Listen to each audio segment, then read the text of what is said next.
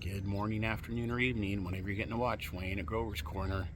You know, this channel's about fun, food, Fords, fixing things, F-150s, and potatoes. Well, this falls under fun.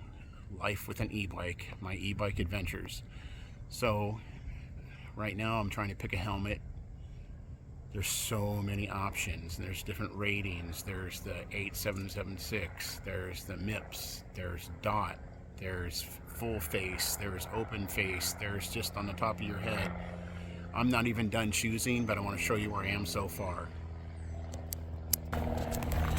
Okay, so this is the one I already returned, so I can't show you. You know, it had the visor, which was cool. Had light in the back and I think the front. I really like this helmet. However, it had no ratings, I believe. It you know, and if just to speed you up, the MIPS is rotational head thing where you hit your head on the ground and the helmet moves a little bit and doesn't snap your neck. Then you have the 8776, which is helmets rated for over 30 miles an hour, because regular bike helmets are just for bicycles. And then of course there's DOT, which is like a motorcycle helmet. So this one got returned, okay?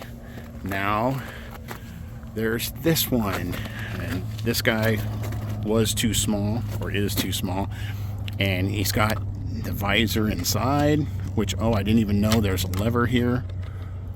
So you got tint, then you got the full face. That was just too much helmet. So that's cool. I guess that top's not available. Wah. Adjustable. That was just too much helmet, but it was super cool. Okay, and then you have this guy.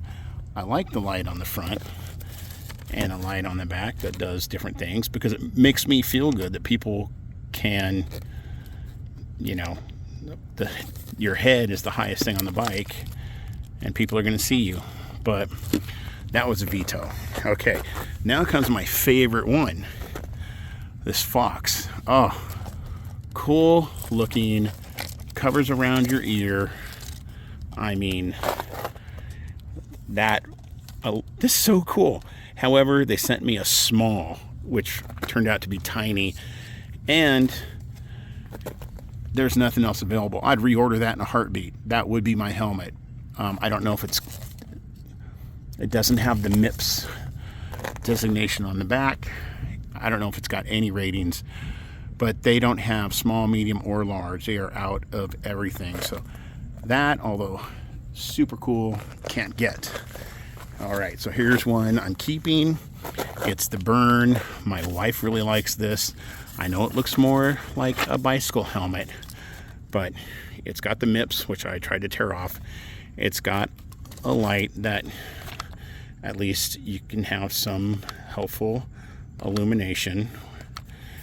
And then this one is both MIPS and the 877. So he's rated up to 30 miles an hour. So he might look like a skateboard helmet, but he's better than, you know, a lot of helmets out there. Okay, here's my other keeper, this guy.